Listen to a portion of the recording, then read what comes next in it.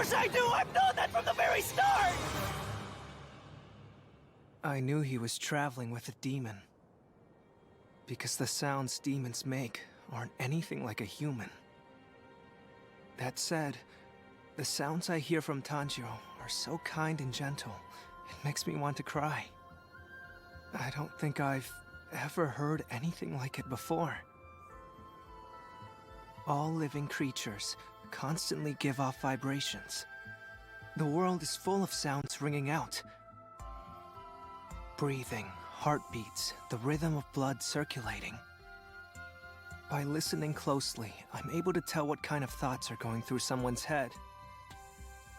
Even so, I've been deceived by others many times. That's because I've always stubbornly believed in whomever I wanted.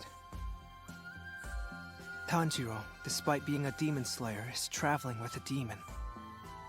But I'm sure he has a good reason for doing so.